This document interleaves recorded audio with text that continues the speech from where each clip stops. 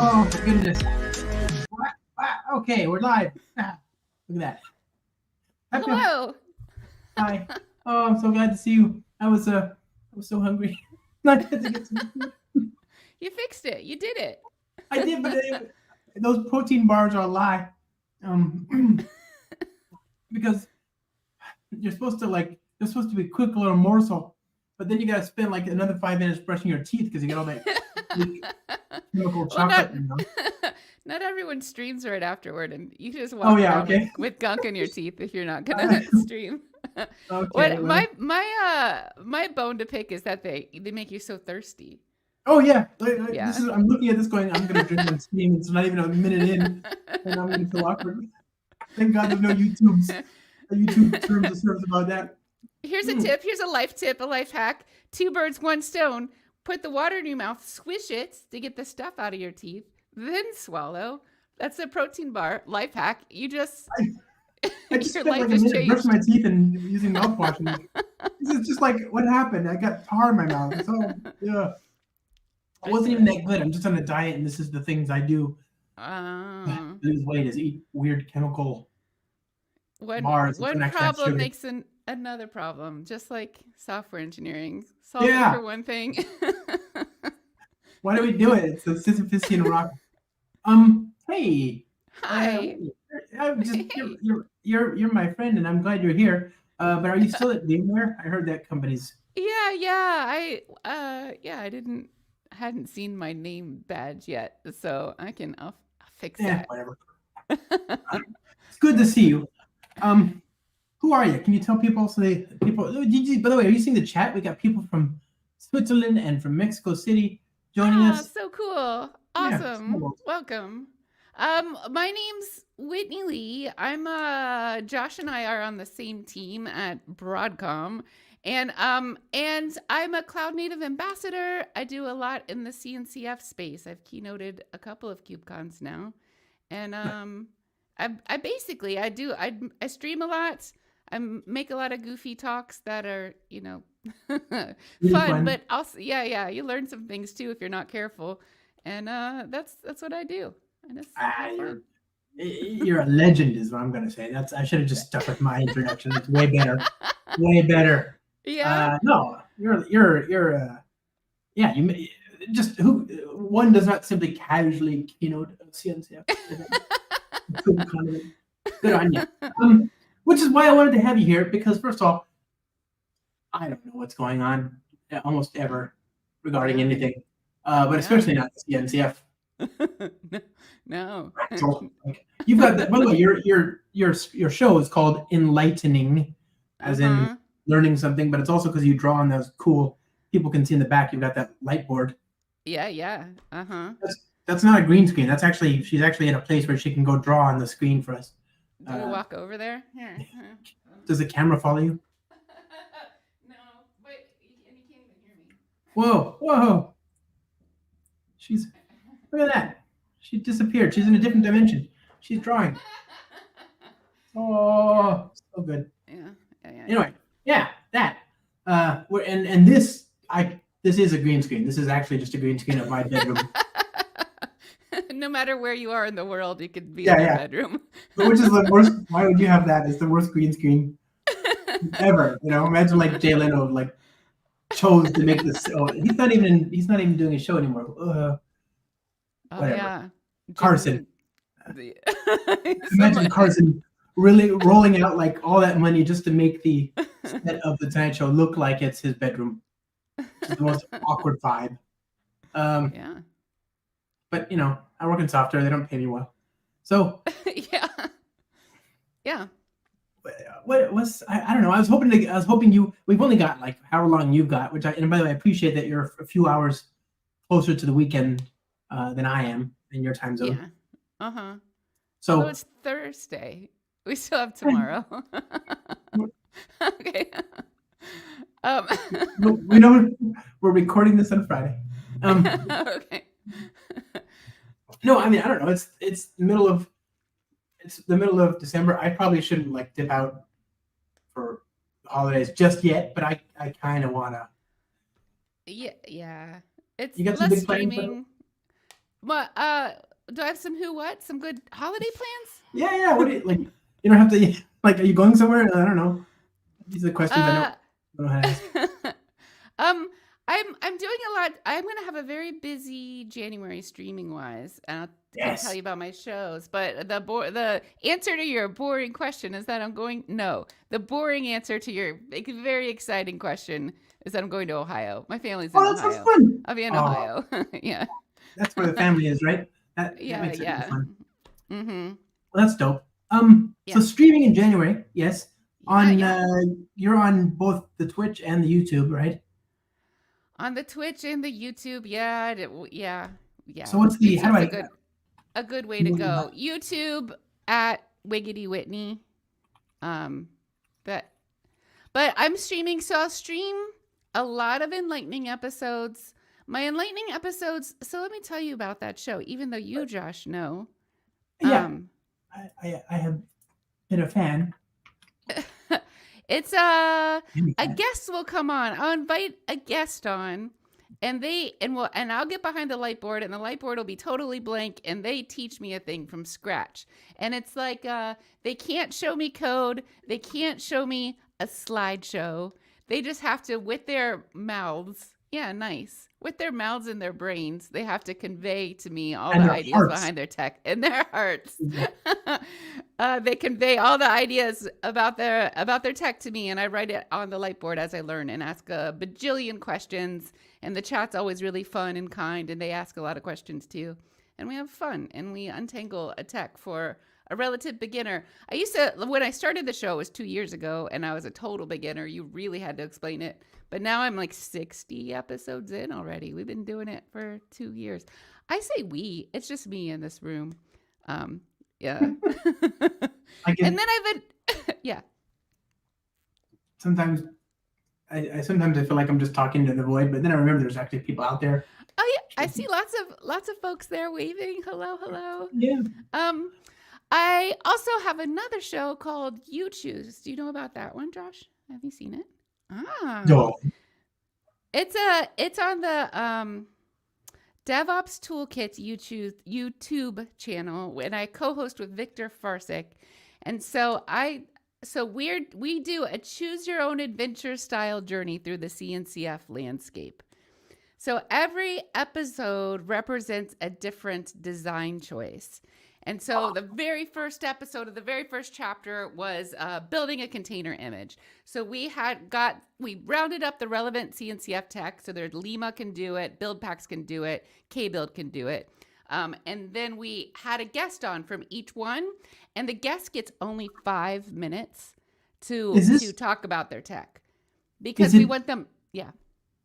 It's got the Adventure Begins and the DevOps Toolkit, like 14 videos. Yep. Last one was from September. Okay, God. Yeah. Yeah, that's it. Look at that. So then you get the person coming on to represent their tech gets only 5 minutes to describe their project, because we want a high level overview of what it does, and like a bang bang boom, what are the features. We don't want to get into the nitty gritty tech and the latest release or whatever. And then we do like a Q&A part, and then we put it to the community, and the community votes on which tech they want to see us build into our ongoing demo. And so then the community votes. There's a chosen tech. We try not to say a winner, because it's just what the community wants to see demoed. It's not necessarily the best one. Yeah. And also the constraints of your application. Maybe you don't need this, or you do need that, or whatever.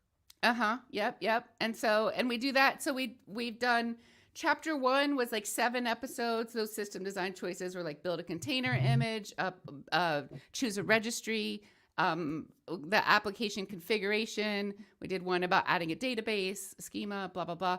And then chapter 2 is about getting it from a development environment through to a production environment. So we did cluster provisioning tools, GitOps tools, and Ingress tools.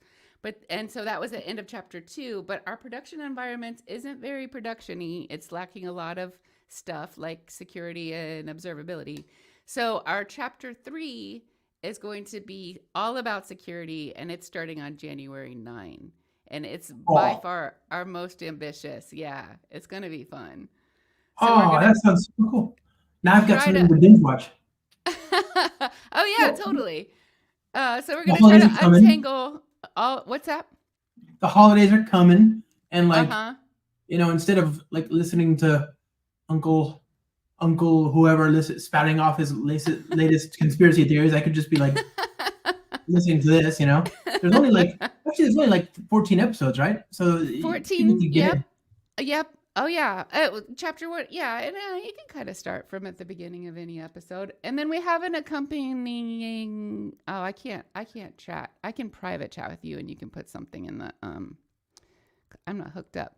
So that's Oh, a GitHub repo that we have that goes alongside, so you can see the schedule of upcoming episodes on there.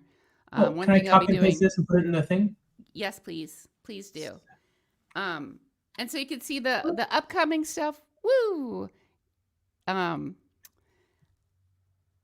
and then you can also work through the first 2 chapters of the adventure on your own, making whatever system design choices you want with that Cool. too.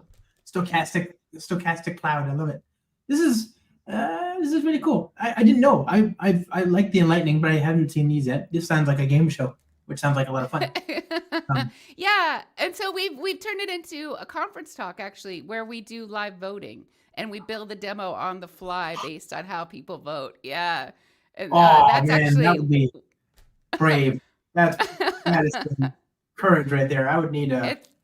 Whoa.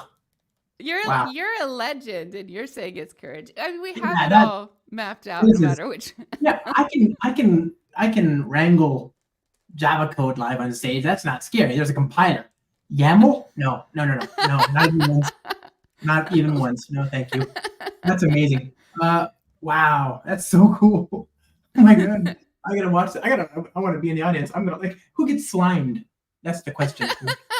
Is there a slime? And when we did chapter 1, we had like a dead end, which was one of the technologies people could vote for was a non-CNCF technology, and so that one is like you get killed or if you choose that one. So when we've given the talk quite a few times, and one time the audience picked the bad tech, and I just pretended to die. I like out of nowhere, like mid sentence, I just like collapsed on stage and just laid there for a minute. No.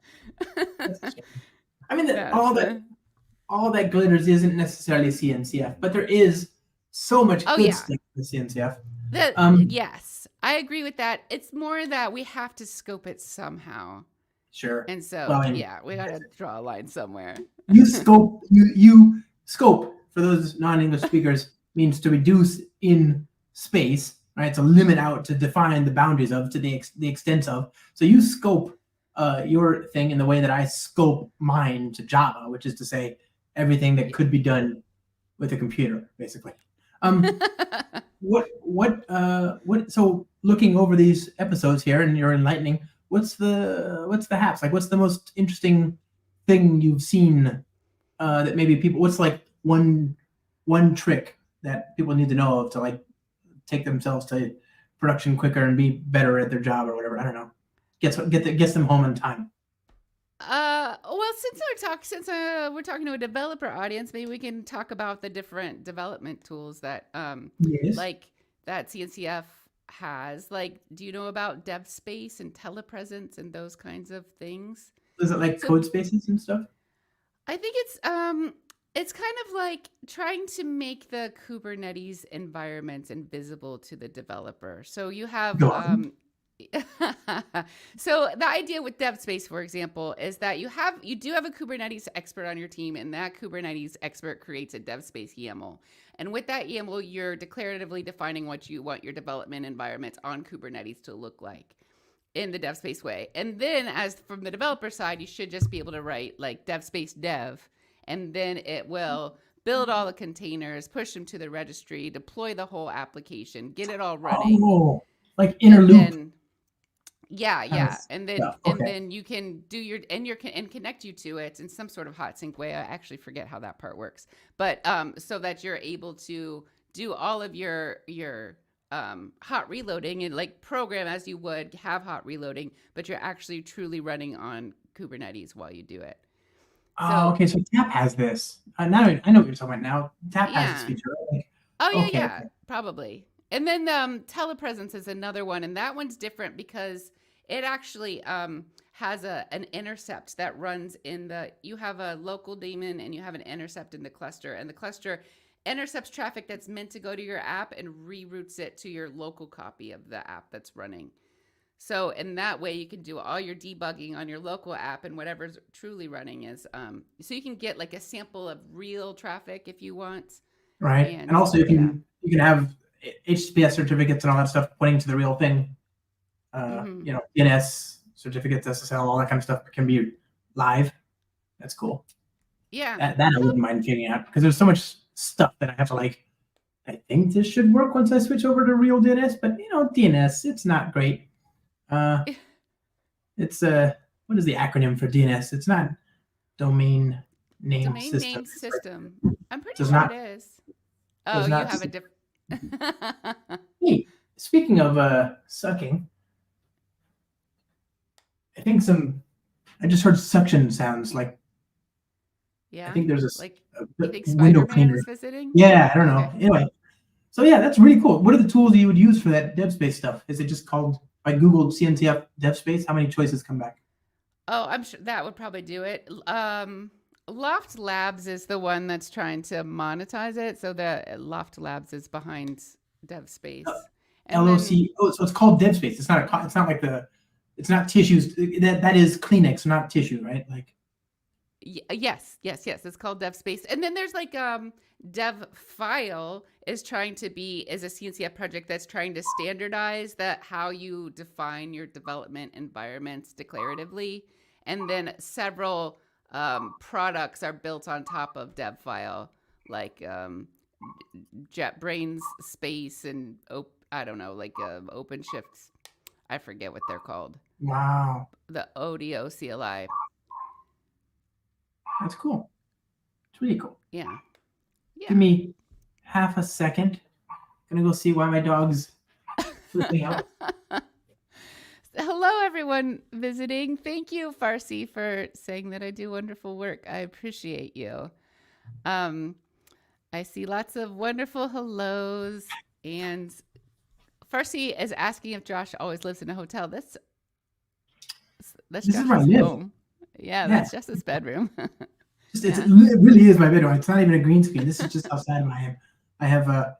I have two minds about streaming. Either I'm going to do a terrible job and just focus on really, really great conversations, or I'm going to use all the Hollywood special effects, and then even if the content is like mid, whatever, people are impressed. It works for Marvel. It can work for me. Okay, I'm just saying. Let's do this. I have no set. I mean, I have an office and that has a set, but right now my partner's mother is staying in there, so my studio is occupied. Yeah, it'd be the most awkward stream ever. So yeah, okay. So these tools that's super good. That's DevSpace, localhost, DevFile. Is it? Yeah, localhost is kind of a dead project. We couldn't get anyone to come represent there. I'd say don't go to localhost. It's also like, don't do it. No go to localhost. Okay. Yeah. So telepresence. Okay, this is all super good. So we talk about that. I remember a few years ago on the Spring team, Dr. Dave Sire talked about inner loop development. A lot of that was just the same thing. It was like, how do you write code, debug, and see changes live reflected in something that looks as close to your Kubernetes environment as possible. Obviously, right. He was using kind, and just having it because it's round trip is still just local machine, right? Local host machine, but same idea. Yeah, you could do that for a real thing in an innovation cluster somewhere, Yeah. Not in production. Yeah. This is not PHP. Don't do it in production. Don't just change files in an FTP server like in the PHP world. That's super good. Okay, let's see. Already, I think people are ahead. We could do a whole show on that stuff. But what do you think of Schema Hero? I've never heard that. I've heard of Liquibase.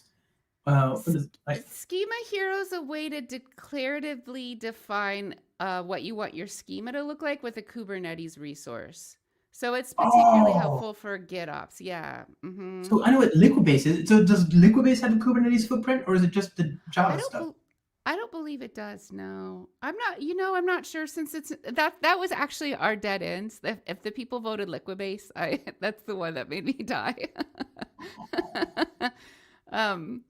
Yeah. Liquibase is really good. It's just I didn't know Mhm. about Schema Hero. Liquibase has been around forever. And Yeah. it started in the Java community, but it's like Ruby on Rails migrations.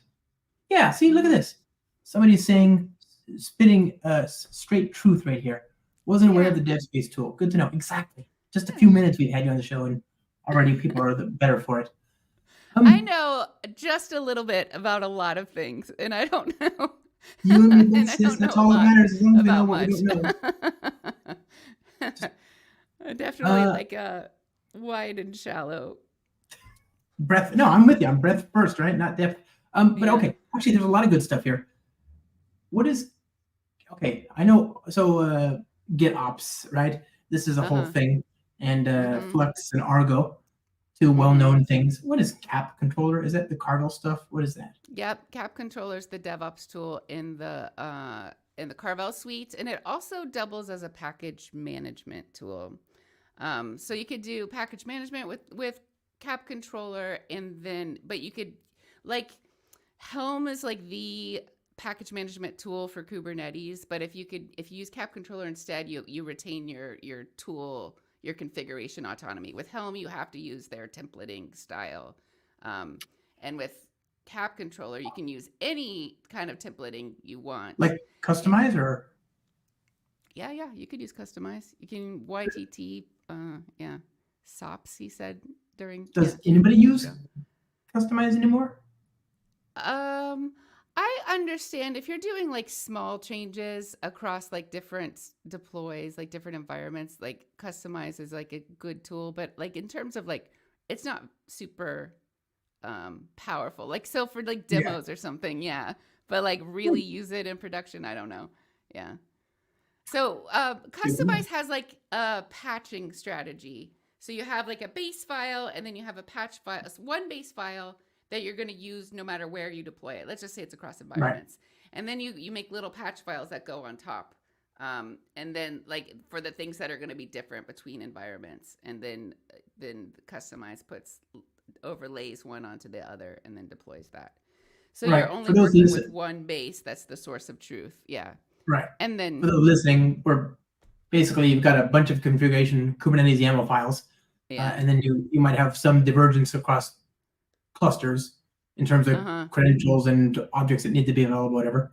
And you parameterize these files so that you get the right thing in the right environment. And so we're talking about tools that can do that. I'd never heard of Cap Controller. Which can integrate with that. I was just wondering. So Cap Controller is a great choice. Like all three of those tools do really well for GitOps. But if you're using YTT or Cap or other tools in the Carvel suite of tools, then Cap Controller also like is going to integrate with those really, really well. And I gotta really dive into it. So the Carvel suite of tools is a lot of bite-sized like GitOps tools or DevOps tools, not GitOps. GitOps is in there, but it does a lot of DevOps things. But they're composable, so the idea is you only use the ones that you need, and you don't need to download some huge bloated tool to be able to work well with. Did you have to point directly at Argo when you said that? Why did you point directly at them? No. What did I do? Argo. I don't understand. Argo. You're like some bloated tool, and you're like, golly. No, I mean I get you because Lux seems nice. Lee's not here, right? Yeah, it seems nice, and Argo seems nice, but I feel like my systems are small enough that I haven't had the need to. Plus, I already have a CI pipeline. I didn't really want to invert. I get the idea. You invert it. You put you have the thing that's in the cluster that already has access to your secrets. You're reluctant for GitOps altogether. You what? You're reluctant toward GitOps altogether. No, I'm just reluctant to change. There's a difference. One is cowardness. That's what I have. And the other is I just don't, I don't have a technical, I just don't, I don't know. I thought about it and I'm like, well, putting more in my cluster seems like a bad idea. That thing causes me nothing but stress and pain. And the more things I put in my cluster, the more I have to pay a cloud provider for, right? So I tend to if I can do 90% of the spinning up and down and building and all that stuff in GitHub Actions for free, then yeah, let's do that. And that way, if my cluster goes the way of the dodo, that's okay. I can still reinitiate a new one without, like the pipeline, the definition of my cluster lives in the cluster itself. That's problematic if the cluster should go out. Yes. You know what I'm saying? Whereas with GitHub, I just rerun the pipelines and suddenly my cluster reappears. I gotta get better at this stuff. That's why we have you. Well, with I live in fear. GitOps, you can anyone who wants to make changes to your cluster, basically your GitOps tool running in your cluster is going to pull from your Git repo, and it's going to like apply any new manifest and then sync any changes from what you define your Git repo to your cluster. But then if you want, basically the threat boundary now is your Git repository. So now you can, anyone who wants to make any changes to Kubernetes at all is doing that by pushing changes. And so that's now where your access management could be. That's where it it democratizes change management because now you have reviews. And so there's no more no one should be using, not no one, but maybe only a couple privileged users these days should actually be using a kubectl command and interacting with the kube API directly. Oh yeah, totally. Oh yeah. No matter. So I think that's GitOps. We all agree that giving unfettered access to the production cluster is a bad idea. I just don't know that I've gotten the strength of character to completely give up my pipelines or GitOps. Your pipelines. I just don't. I know them. I like. Okay. Yeah, I don't know. They're old friends. Yeah. But it makes sense. So the idea with GitOps is you have your secrets, you have your credentials, all that incredibly important stuff. It lives in the Kubernetes cluster in one place as opposed to in the CI pipeline, which then are copied over to the cluster,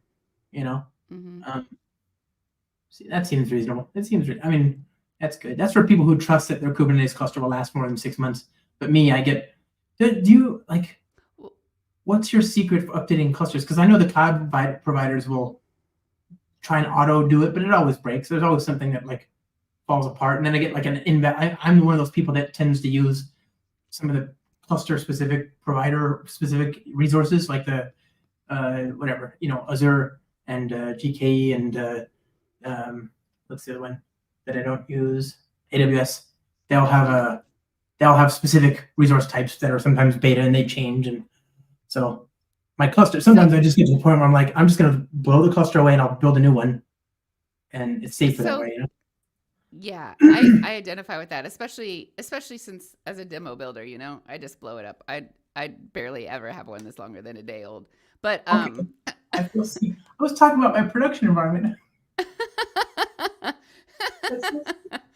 But there are ways these days that you use Kubernetes resources to define your clusters. So you might have a management cluster that manages that uses Kubernetes resources to define and manage your actual clusters. So then you use GitOps, put it in the Git repo, and then Argo, for example, will sync your Git repo with these Kubernetes resources. Let's just say Cluster API is one of the projects that does it with Cluster API resources. And then Cluster API will sync it with actual physical running infrastructure. So you use that whole strategy not to define just your workloads, but for infrastructure itself, like physical running infrastructure. There's so much more you can manage with Kubernetes besides workloads these days. But now you've got two Kubernetes, and I'm trying to get rid of the one, The answer is more Kubernetes. No! They're multiplying. They're like Furbies. Horrible. Well, okay. I don't know. It's maybe, see, with a deft hand like yours, somebody who's smart and knows how to tame a YAML file, this is I guess with competent people, yes, I would trust that system. With me, no. I need it to be as small and bash-like as possible. And really, the industry is moving toward abstracting as much complexity as you can away from developers. So, Right. Oh, tap.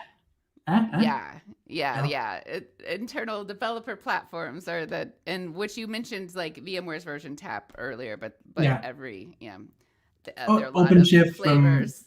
Red Yeah, Hat, IBM, y- Tap. Uh, yeah. Actually, So those are. what do you think of the whole developer portal space? Because that seems really Yeah, I interesting. think it's. Yeah. I mean, I think it's the same thing as an internal developer platform, but the Okay. idea is like when you have a platform team, they should be managed. They're focused on developer experience and interfaces for developers. So that depending on the organization, like it should be unique to an organization. So when there are products like the tap, we're saying Taj application platform when we say tap. Um, Yeah. those should be customizable for an organization. Like it's important that you're able to have put your opinions in there as an org. Yes. But your platform team is going to manage those interfaces between what a developer needs and make it as easy as possible. So those interfaces, it could be web UIs, but no developer I know likes a web UI.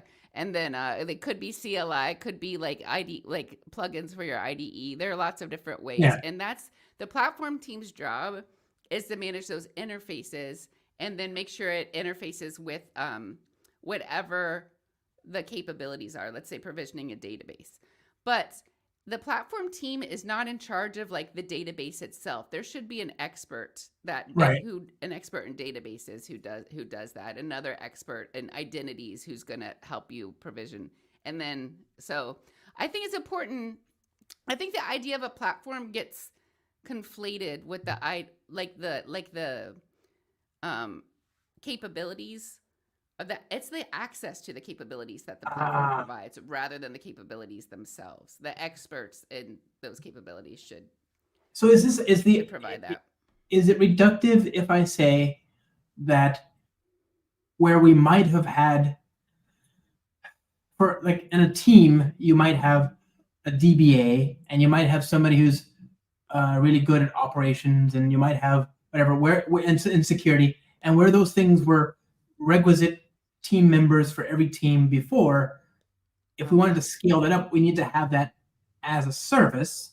So you want Yeah. DBAs as a service, you want security as a service, you want code and continuous delivery as a service. And so Yeah. the move towards developer platforms is about as a servicing this Mm-hmm. stuff in a coherent, unified sort of plane. Because there are so many things that are foundational but undifferentiated between teams. So Yeah, having every team have to build their own is redundant in its toil, you know? right. So having one team that's like, okay, here's a good strategy to do it.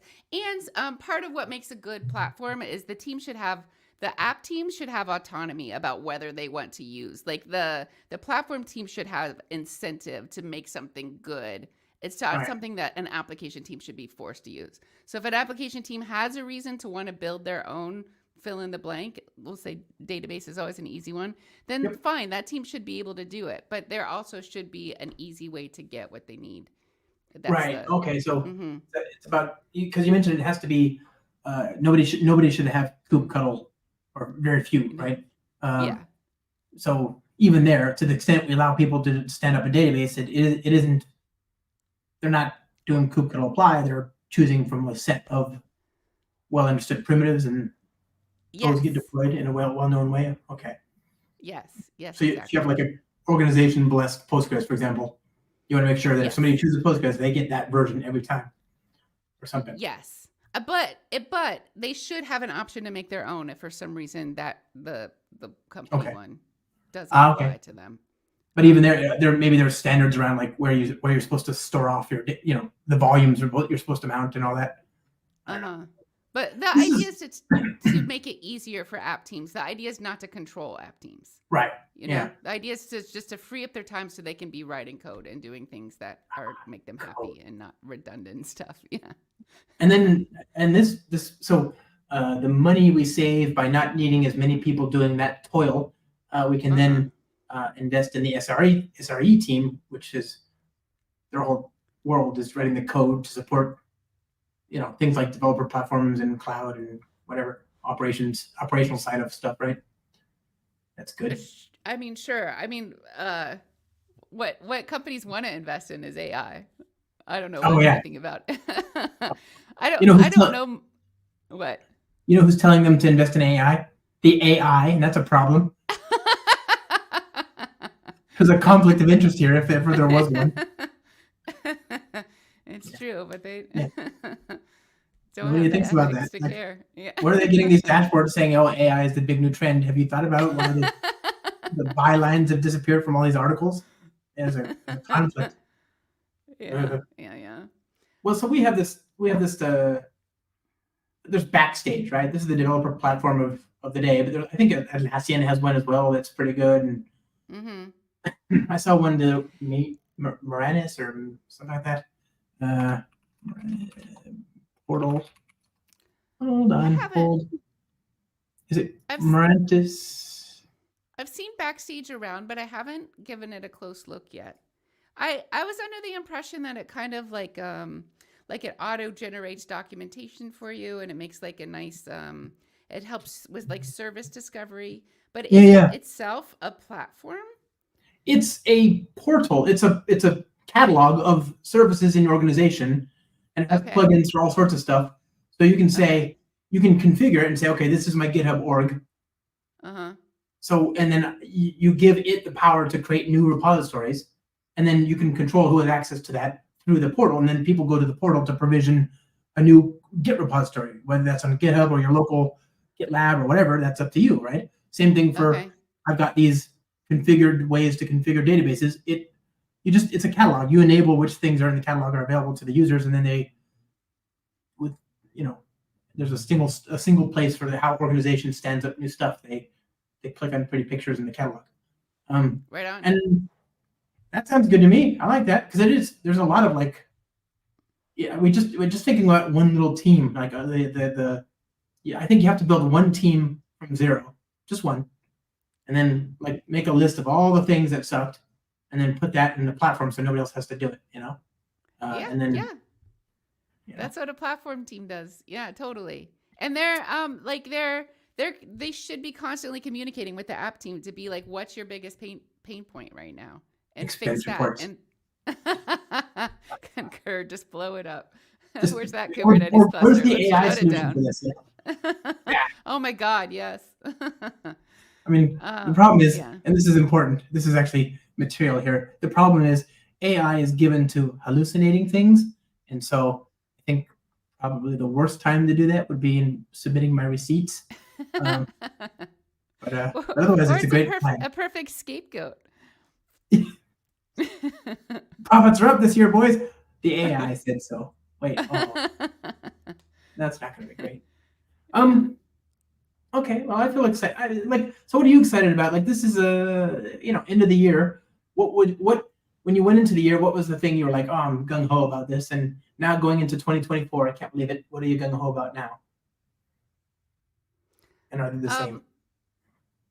I feel like this question, the context is missing. Like, I'm looking at your show. It's all this year. Every episode in this wonderful show you choose. Yeah. Started in 23 and has so far ended. At this ended. time last year, I was like very excited about getting You Choose off the ground, and now I'm very excited about doing You Choose again. I have another little show I'm cooking up that I'm not going to talk about because I don't want to jinx it. And then actually, I don't know if this is an appropriate time or if it should be a one-on-one, but like, here's something that's starting to happen to me in my career. And I feel like, I don't know I'm starting to get, so I traveled a lot in 2023 and I've got a little tired of traveling. I'm like, I'm going to stay home. I'm not going to apply to speak at conferences. I'm going to do more streaming. It's going to be great. And what I didn't foresee is that now conferences, without me applying to them, are contacting me. Yep. More than that, they're inviting me to keynote. Yeah. And I feel like you probably have experience with that. But it was pretty clutch in my career when this started happening because, long story short, but we had just started a new company called Pivotal, and there wasn't all that much budget. So it was like, oh, you want me to come speak at your thing, do you? Well, you'll have to. I'm hoping there's a place for me to sleep when I get there. Because I don't have. I'll start walking today. Unless you give me an Yeah, airplane, it's going to take a couple months, but I'll. we'll meet in the middle, and by that I mean where you are. Horrible. Yeah, no, and you should, go. Yeah, do the So thing. that's what I'm excited about it. I'm also a little, I guess, a little hesitant because I thought in my mind I was like, oh, I'm going to travel less, and now I'm like, oh, I'm not going to travel less. I'm just going to talk to more people now when I do travel. So, but Good. it's a great problem. Yeah. Yeah. But Good problem to have. It's like I said, mhm. legend. Um, are you on the internet? And if so, do you want to be found? And if so, where can people find you? I put some of your coordinates, but are you on the Twitters or Yeah, I'm YouTubes on or LinkedIn's? my Twitter is my name Oh, tag there. And then the YouTube is where the or most X? current probably oh yeah. The and then I yeah, that's probably it. I'm not the greatest at that kind of self-promotion. Well, that's why I'm here. I'm super glad you're here. I cannot wait for you to, uh, I can't wait for the new season. I'm gonna binge watch it like I did House of Cards, the first Yeah, season. text me. Let me know how you like it. Let me know if you have ideas for improving it. Yeah. Well, yeah, that'll be. Just hold your breath. I'm sure that'll come. Ideas for improvement, please. I wouldn't know. I wouldn't know a thing, but I'm really excited to watch it, and I appreciate you taking the chance to join us today. And I'm kind of not. I'm not super impressed with the questions here. Chat today was. It was Well, we're you had a talking about legend in your midst today. No chat. Like, we're like this is a Java show, and I'm just making it all about Kubernetes. It's I kind love. of No, it's a rude of me. no, it's a software show, and software Okay. inextricably is tied to the production environment in which it runs, which is Kubernetes. I think that's a fact. So I'm super glad you're here. And just in general, but especially in this moment on this show right now. So thank Well, you. thank you for having me, Josh. And I didn't mean that, chat. You're okay. Just do better next time. Bye, everybody. Have a great weekend.